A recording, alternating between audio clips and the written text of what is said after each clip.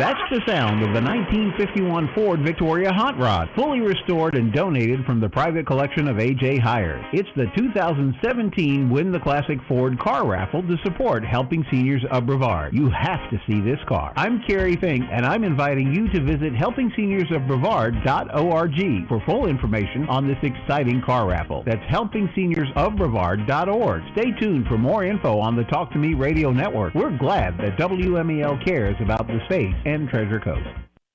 The views expressed on the following program are those of the hosts, callers, and guests, and are not necessarily those of WMEL staff, management, or advertisers.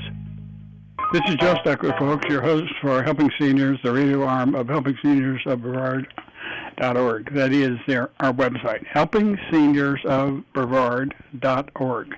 I invite you to take a look at the website to see all the things that Helping Seniors does to help people.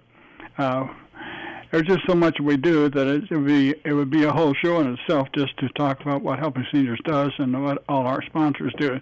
So I just invite you to look at the website yourself.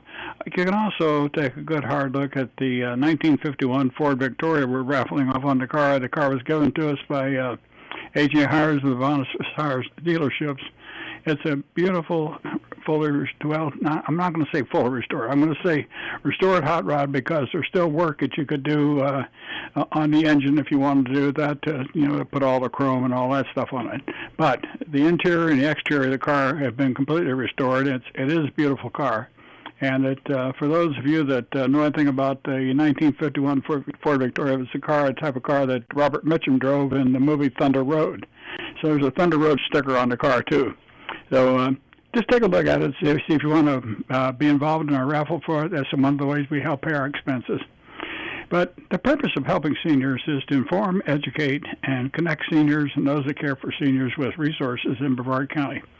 We're not out to compete with anybody, but if our action to cause the county commissioners and other organizations in the county to do a better job of helping seniors, then I guess we have to say we're competing, because we are competing in a way to make them do their job better.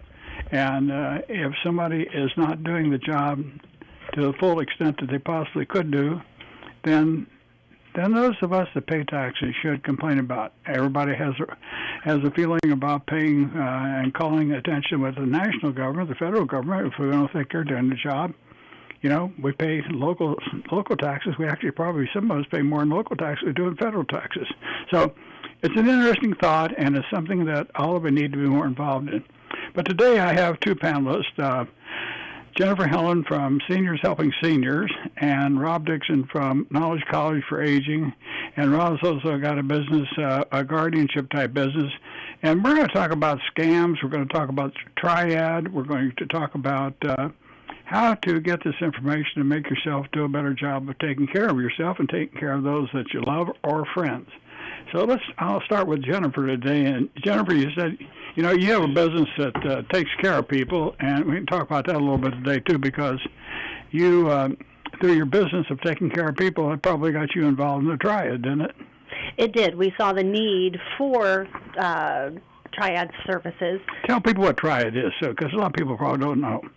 Well, Brevard County Triad is an organization that, it's actually an international organization, but it was brought to the county probably about 20 years ago. And the Triad is the state attorney's office, the local police, and the sheriff's office. And they, together with local businesses and seniors, work to educate and inform people about fraud, scams. It's all about safety and senior safety. And how long have you been involved in it? I've sat on the board for the last 2 years. So you're on the board? Yes, just renewed. We'll be serving again next year as the public information officer. And so my job within Triad is trying to get the word out about that Triad is here and we are here to help, and also to make sure that we get that information out on fraud and scams. Okay, off-the-wall question. How many boards do you serve on? 3. 3. I'm not allowed to do any more. Who, Brad say that? Yes. That's her husband, folks. And the reason Brad probably said that is because if you serve as a volunteer on a volunteer board and do the job that you commit to do or should commit to doing to be on a volunteer board, it should take up enough of your time so that you couldn't serve more effectively on 2 or 3. Because these people that get their name put down on 12 or 15 boards, they're not doing much to help any of the organizations, unless they're contributing a lot of funds just off the top of their pocket to every one of the 14 or 15 that they're serving on. People get the mistaken idea that if my name's on a board, I'm a board member, and therefore that's all I need to do. That's far from what it really is. No, you really should be active, and I've tried to be very active with Triad because I believe in their mission and keeping people safe. And that was one of the reasons why I wanted to bring Triad up today, because of the scams that will be and are happening, unfortunately, related to Hurricane Harvey. That's right. Rob, what would you have to add to what Jennifer's talking about on Triad? You've been involved with it a little bit, too. Yes, sir. It's just a great organization as far as educating people on aging issues. So. Well, I remember years ago when I was the director of the Alzheimer's program. I think it was Corporal Jennings at the time. Mm-hmm. You remember Corporal Jennings? Yes, I do. Corporal Jennings came to me and said they wanted to develop a manual on how to take care of people that had dementia. And it came to us, or to Broad Alzheimer's Foundation, to help them put the manual together, which we did. And that led to the thing where we promoted the use of the identification system from the police helicopter. Project Lifesaver. Yeah. It all started with working with the Sheriff's Department, working with the Alzheimer's Foundation many, many years ago. So there are a lot of good reasons why that's a good classic example, Jennifer and Rob, as to why we need to have nonprofit organizations. If the Alzheimer's Foundation wouldn't have existed, I don't know who the Sheriff's Department would have gone to get the information on dementia, because at the time, nobody else in the county was doing anything. And now we have our group of county commissioners are doing it. They, I won't say all of them supported, but the majority supported doing away with funding for nonprofit organizations. And I think that if you do that, you're doing something that could hurt a lot of people. And that's a sad thing. Rob, with your Knowledge College for Aging, do you all talk about Triad and what Triad does through those type of services? We haven't mentioned it, but we're relying on Jennifer to cover that on Saturday morning. Okay. Yes, sir. So what's happening Saturday? Well, actually, it'll be a week Saturday. It'll be the 9th of September in the morning, 8:30 to 12. We'll be having a 3.5-hour seminar at Peace Lutheran Church, and Jennifer will be speaking on how to stay home longer safely, and also we'll ask her to talk about the scams and Triad, explain how to help keep one another safe. Okay, when you're talking about staying home safely or staying home longer, that should be one of the objectives or goals of your business, your guardianship business. Absolutely. We always want to keep people in the place where they want to be. And, of course, as you know, no one says, boy, when I get old, I want to live in a nursing home for the rest of my life. And so we try to find the least restrictive alternative. And so there's always a balance between staying at home longer safely, and then we've got the funds to deal with, because how much money do they have available? And then finally going to assisted livings and whatnot. So try to keep them home safe as long as we can. Okay, you mentioned something. I'm going to ask Jennifer and both of you, all three of us, and Gary can join in with us.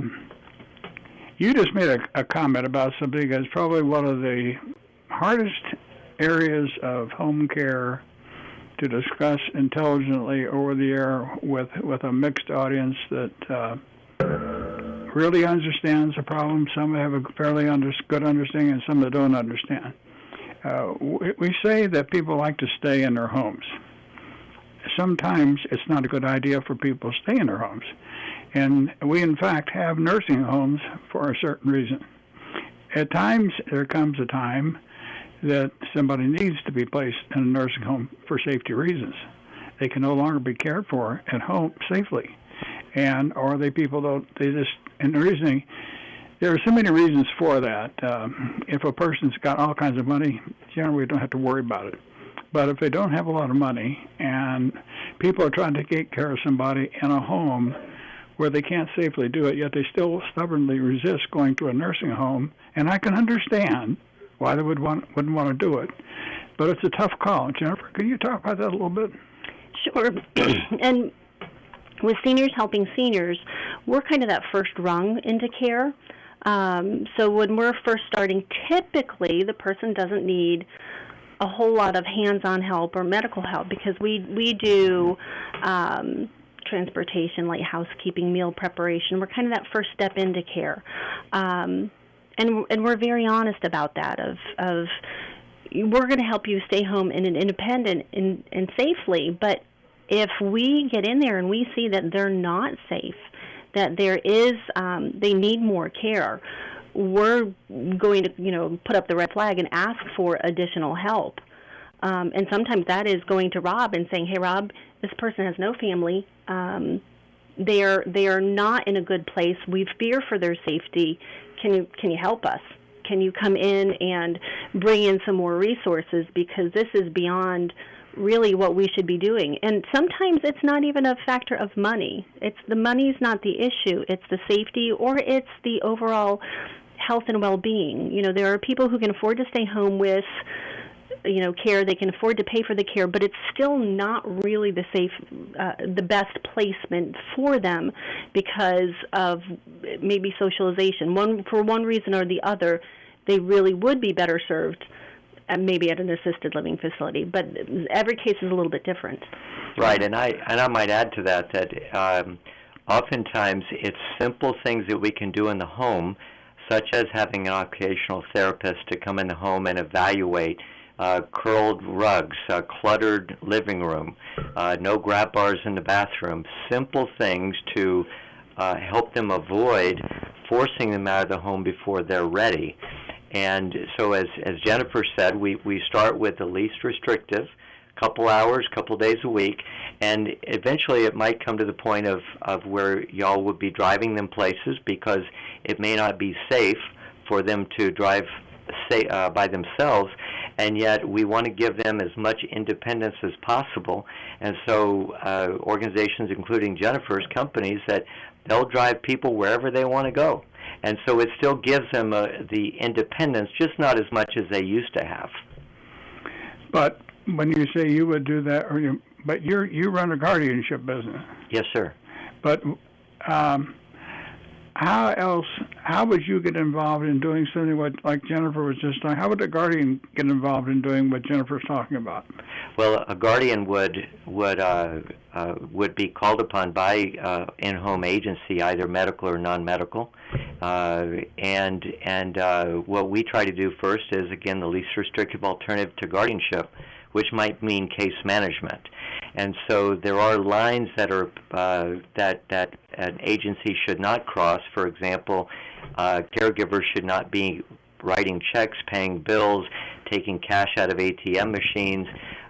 They should not be making decisions for a person that slowly is digressing into Alzheimer's, maybe some other form of dementia, no longer making decisions.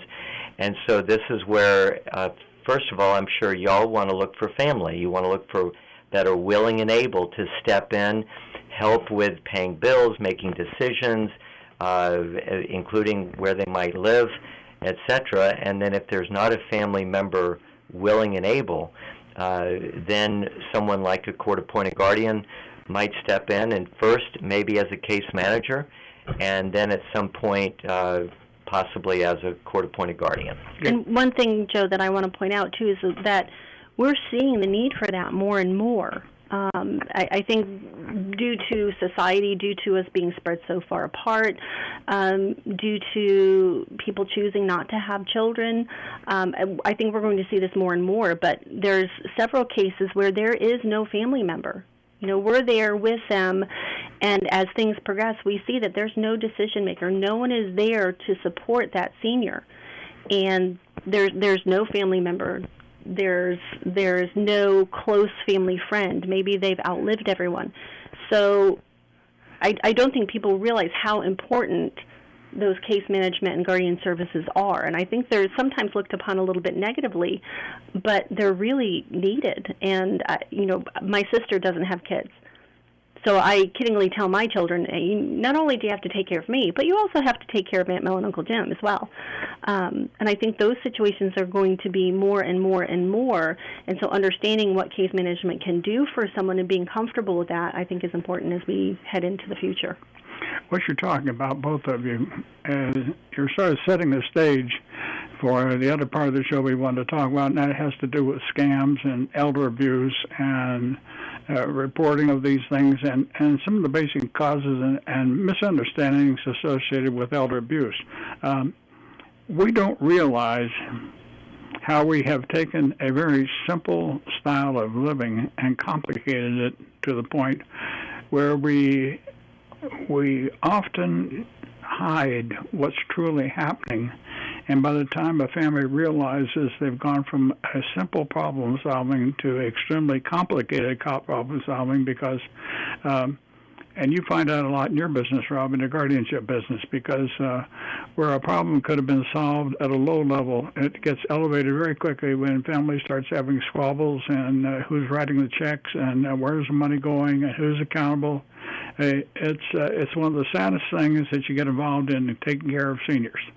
Yes, sir. And one of the points that I should have brought up earlier was we endeavor to reconcile family members to their beloved loved one senior, to get them to step in and play that role as caregiver, because certainly 30, 50, 80 years ago, mom or dad took care of the child, and so now it's the child's turn to help take care of mom or dad. And so they need to be willing and able and equipped, and that's certainly one thing that both the Knowledge College as well as Sentinel Care does, that we seek to equip family members, equip other people to step into that role. And one of the challenges oftentimes is aging is a slow process, to where early on the seniors helping seniors might contract with someone who's mentally sharp, etc., but then over time they lose their ability and are relying more and more on the caregiver. And so again, we're always looking for family. We're looking to reconcile family and then equip them to step up. Otherwise, a guardian case manager, that we would do that. Yeah. And just to say that so often, to your point, simple things can be done in the home. Simple things can be done in assisted living. Simple things can be done in senior in nursing homes, and yet there's no one to make that decision. So instead, we oftentimes as guardian, I step in and it's a mess because simple things weren't done, such as advance directives with an attorney. Do that, otherwise you'll meet a court-appointed guardian that you may not know. Yeah, and that just ends up with a higher cost to the families and the people involved. But going right back to with what we're experiencing over in Texas now with Hurricane Harvey, and I find a lack of, well, I'm not going to say lack of systems in place, because how in the world do you cope with a rainfall of 50 inches and in an area that turns out it's prone to flooding, and they just don't realize it? They've never had a problem like that before, and all of a sudden, by pouring so much concrete into the ground, you've eliminated your soft spots for the water to soak up, and there's no place for the water to drain to, and the ground loses its ability to what we call perk. And that depends a lot on the type of soil that you have, the density of the soil. And these are things we just don't think about in everyday living. And all of a sudden we get placed in a situation, we're told, you gotta evacuate. Well, people have never seen a problem before and say, well, why should I evacuate? And that happened here in this last hurricane we had here. We had some good friends that lived on Merritt Island, and they had never had a problem before, so they put their shutters up. And at the very last minute, they began to question their decision to remain, because they, for the first time, they admitted that there was a possibility that they might have made a mistake. And that's something that you'd also want to talk about too, Jennifer, with all the scams and stuff that's coming up as a result of Hurricane Harvey. But that permeates over in areas like it's probably you. Yeah, a couple of stories. One of them I'd like for you to tell, because tell that one. We got time to tell that one before the break. Which one about about the roofer? What they're trying to do now to people? So, unfortunately, we here in Florida know all too well what people in Texas are going through. Thank goodness not the flooding, but we know hurricanes, and we know the emotional impact that can cause. So, unfortunately, that has spurred some scams here in our area already. I was talking to State Farm, Joe Rayleigh, this week, and he was saying that they've already had a claim where people are going in Palm Bay, door to door, oh, your roof has damage, and you need to get that fixed before the hurricane. So playing on the fears of everything that's been in the news lately about Harvey, hey, if we have a hurricane, you need to have that repaired. You can just assign me your insurance rights. I'll deal with the insurance company. We'll get it fixed for you, no problem. Well, the problem was the insurance company did pay for this claim, but because they had signed their rights away and contracted with this roofing contractor, the homeowner ended up paying more, and there was nothing they could do about it because they had signed the contract. And the insurance company came back out and looked, there really was no claim to begin with. So it was fraud all the way around. They should have never assigned their rights, to their insurance away. This company billed them more than the insurance company gave them. They were still liable for that money. It not good. People are using the emotional impact of that hurricane locally to con people out of money. Do you know if those people reported that to the state's attorney general's office? I don't know where they reported it. I believe it was reported because the insurance company also got involved. And Joe was being very good about letting everybody know this is what we're seeing. Be careful. Yeah, one of the biggest things that folks that people that are preyed upon fail to do is notify the proper authorities that a scam has been committed. And if we don't notify that there's been a problem, then we're going to continue to see more and more of this happening, and people are going to be taken to the cleaners on a more regular basis, especially with hurricane season coming out. Any other quick thing, Rob? Anything that you might say that? Well, I just wanted to add. I'm going to get this. We're going to listen. Hold your thought till after the break, folks. We're up against the break, and when I hear that music, we got to sign off so can Gary get these commercials in. Stay with us. We'll be back in about 2.5 minutes. That's the sound of the 1951 Ford Victoria Hot Rod, fully restored and donated from the private collection of A.J. Hires. It's the 2017 Win the Classic Ford car raffle to support Helping Seniors of Brevard. You have to see this car. I'm Kerry Fink, and I'm inviting you to visit helpingseniorsofbrevard.org for full information on this exciting car raffle. That's helpingseniorsofbrevard.org. Stay tuned for more info on the Talk to Me radio network. We're glad that WMEL cares about the space and Treasure Coast. This is Joe Stock. We're back live with the second half of Seniors Helping Seniors. I almost said Seniors Helping Seniors. I get that mixed up sometimes when I have Jennifer on the show, because our organization is Helping Seniors, and her company is Seniors Helping Seniors. And what's different about your company than any other company that's helping people in Brevard County? What is one thing that's different about your company? The best thing about our company is we only hire seniors. That's exactly right. You don't hire they don't have anybody that works for them that's not a senior.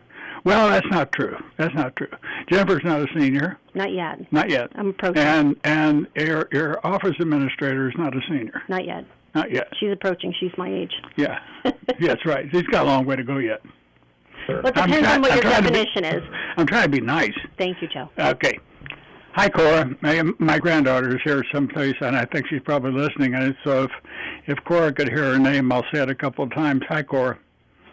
Just around, be home to get you in a couple of minutes.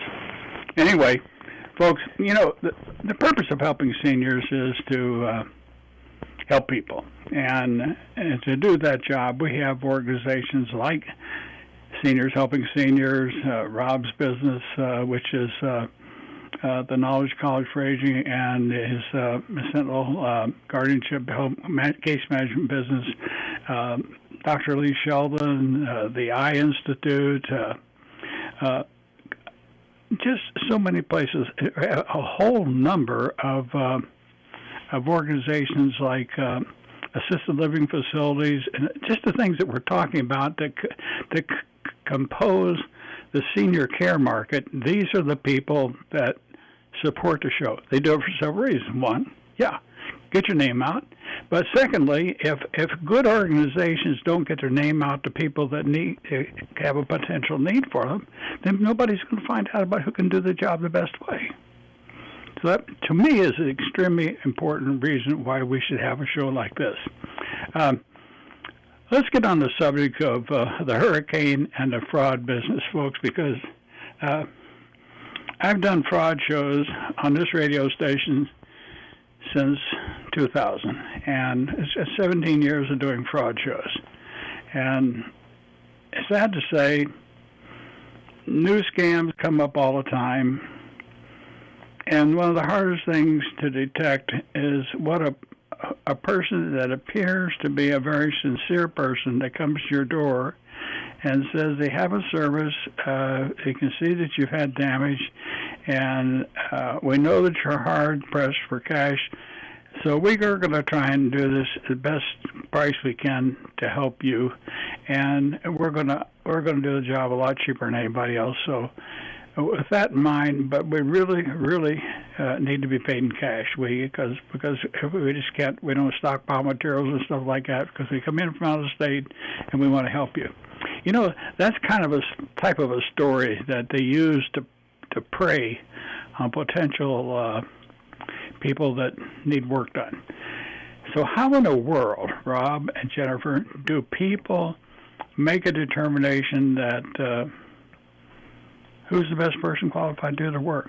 Is there any kind of source, or you know anything through the triad that people can check, Jennifer? Well, number one, when we don't have a hurricane or a disaster, you have the time to do a little bit of research. You can call Brevard County and see if that contractor has a license in the county and if it's, upstanding. You could also go to an organization like Golden Providers. Do they have a qualified roofer that may even give a senior discount? You can call Triad and look for suggestions. You can call Helping Seniors of Brevard County and look for a partner that is also very senior friendly. So there are many different ways. Talking to the Chambers of Commerce, looking at the Better Business Bureau, making sure that who you are doing business with is a licensed, insured company. But you're talking normal circumstances. Then you get into the business where all hell's broken loose. We got floodwaters rising, and you got people that if they call the county, the best the county can do is to come out and put a 10-foot by 10-foot tarp on top of the roof, and that might hold for a little bit. But you're talking about long-term care repairs, and when you're in a rush situation, you got to have something done. You're really caught at catch-22. You have to make kind of a judgment call. But if I was caught in that situation, I would at least ask them if they are a licensed repair business. Do they have a license? And do they have what is the other thing, Rob, that they have to have? Well, they need to have license and proof of insurance. And so when someone shows up at your door, even if they've been endorsed by your neighbor, maybe the neighbor did not do diligence to make sure that the person was qualified. That if the truck that they're driving has the name painted on the truck, that gives a higher level of confidence that they're a legitimate contractor. Jennifer had the idea, I think, earlier on today that definitely I would ask for IDs of the 2 or 3 guys in the truck. I would take pictures of those IDs. I would take a picture of the license plate. I would call the company I would look online, go online, confirm the phone number, and I would call the company back in, let's say, the state of Ohio, say, look, we've just had a hurricane, and I've got these fellows here from your company. This is their names. Are these legitimate? And so by going to a third party to get that information, you run a much better chance of making sure they're legitimate. I absolutely am no fan of cash only. It should not be cash. It should be by check. And anyone worth their salt will be able to provide material, to buy materials through credit cards.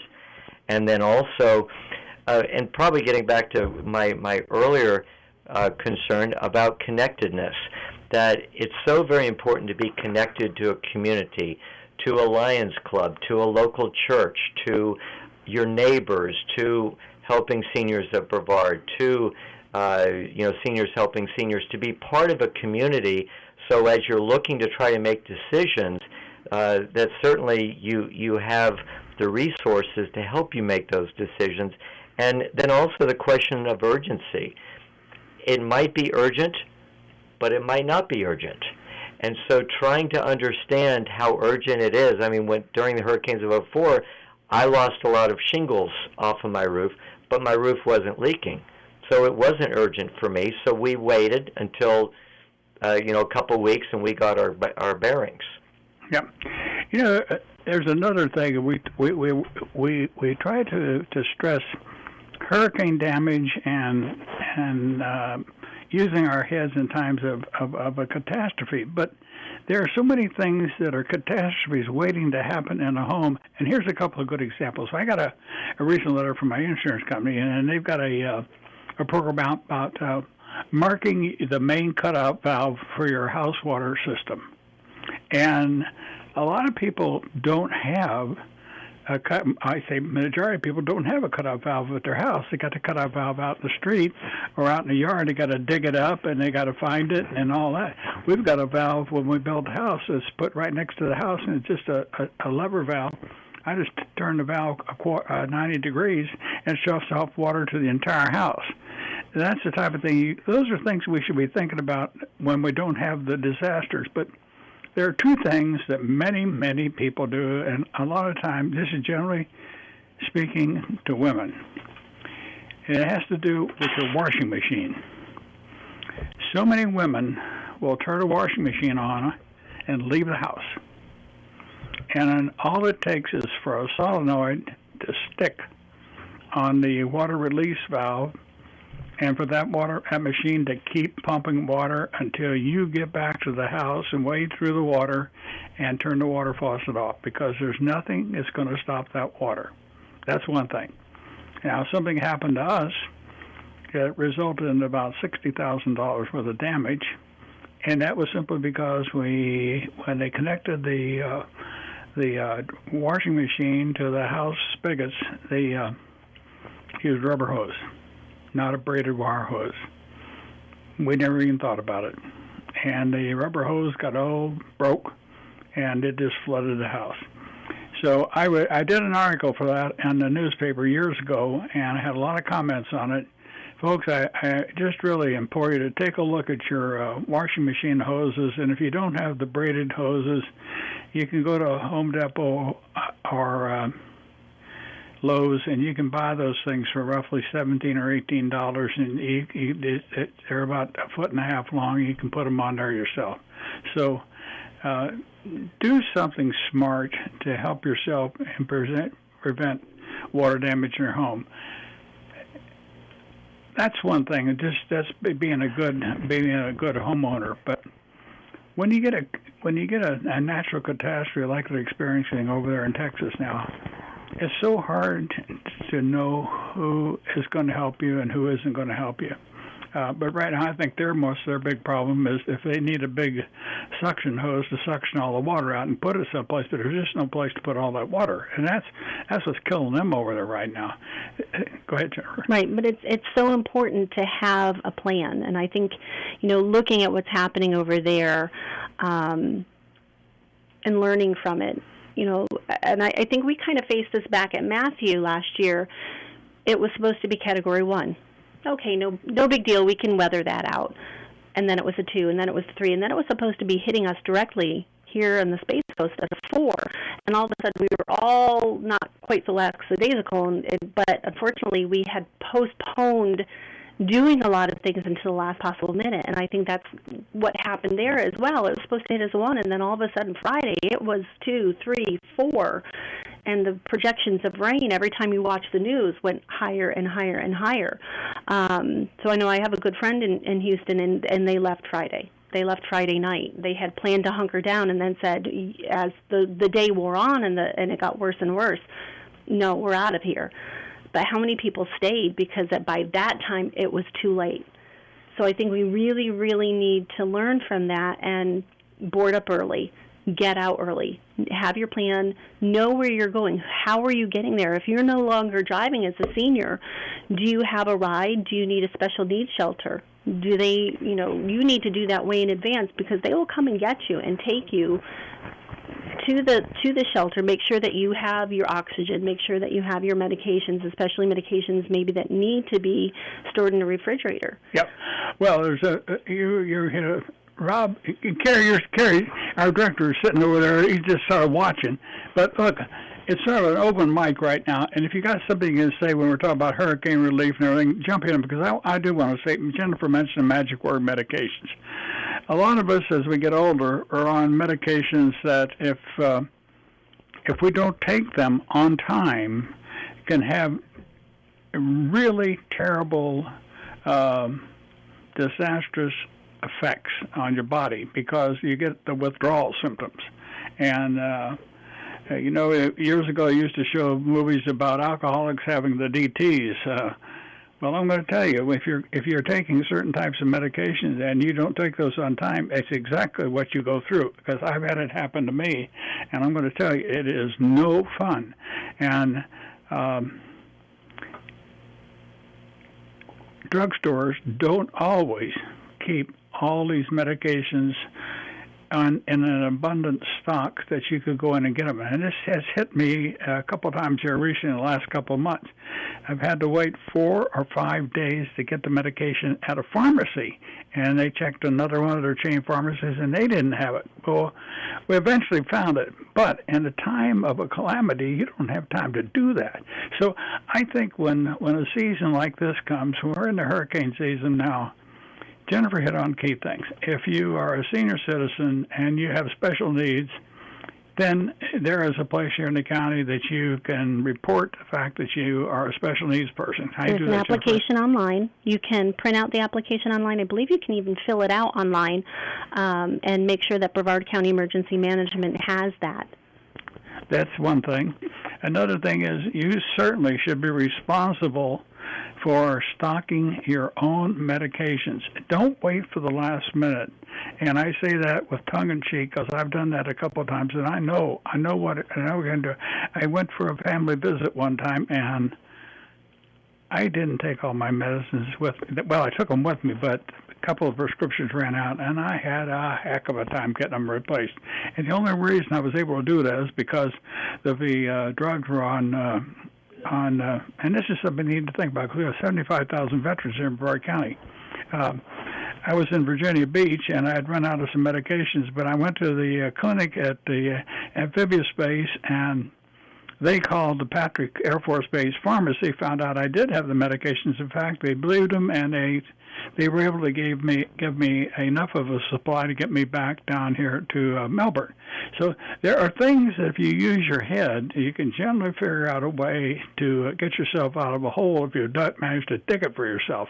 But don't wait till the last minute to try to fill a hole in so you can get up over the edge of the lip.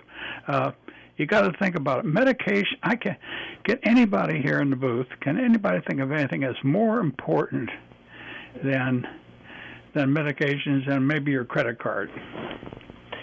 Well, there's many things that are important. It just depends on what your needs are. You've got animals you have to consider with some of the elderly, particularly their dog, their cat. That is their life. That is their child.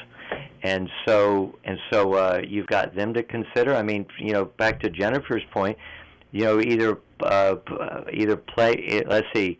If you fail to plan, then you're going to plan on failing, and fail you will. And so what I find in life is most maladies that we suffer is because we didn't plan. And so, making sure that you have enough water, you have enough of the staples, you have the medications, that you're part of a community, and then transportation. That if you're particularly in a low-lying area, a beachside, you need to get out early.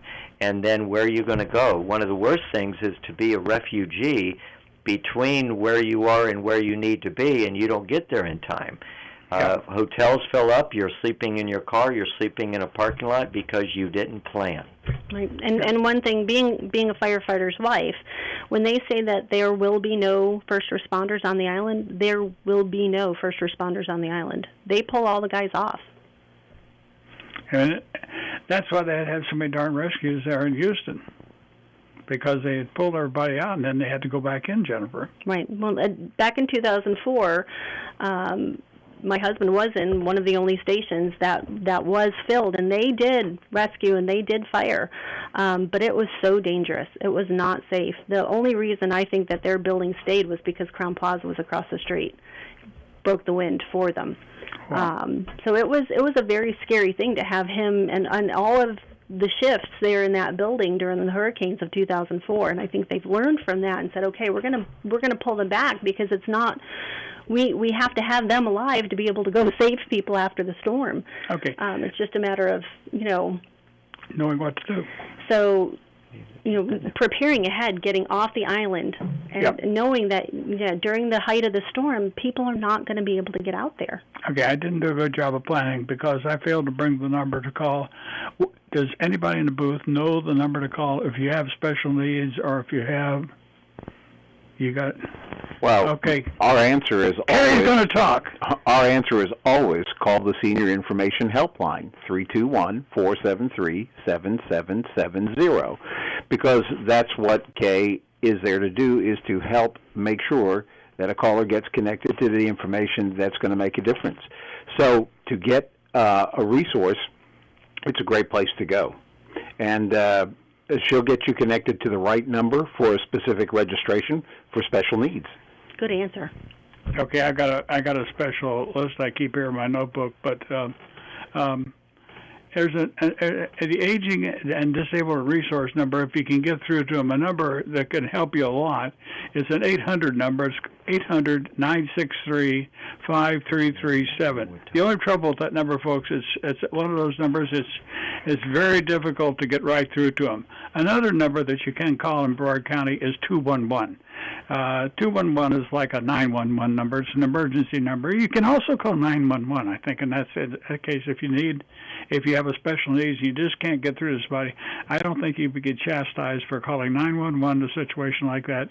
211. You can call our number, 473-77770, and there's another number. I'll have it next week because, and I'll promise I'll give it out on every show, because everybody needs to know how to contact people in case of emergency. You can call the sheriff's office, the police office, and all that. They'll all give you the right numbers, but trying to find that number. And for those of you that have tried to look in the almost non-existent phone books now, try to find the sheriff's office number in the phone book. You got to go to the blue lined edge pages or the yellow lined edge pages to even begin to find out, and everything's listed by city. So it's not an easy system to use anymore. They've made it very difficult, and it made it even more difficult because they don't put a phone book in your driveway every year anymore. Right. And Joe, I might also add that there are plenty of good case managers in Brevard County that can come out and certainly with Sentinel Care, that we'll do a free consult. We'll talk with someone for an hour, hour and a half, and we'll go over all these issues of medications and animals and roof repair and so just to help people get ready. And well, now you raised something that's a good point, Rob, and we haven't even talked about that. That is a good point. What Rob is saying, folks, is that years ago we had 2 case management outfits in this county. Today they're roughly between probably 40 and 50. There's a bunch.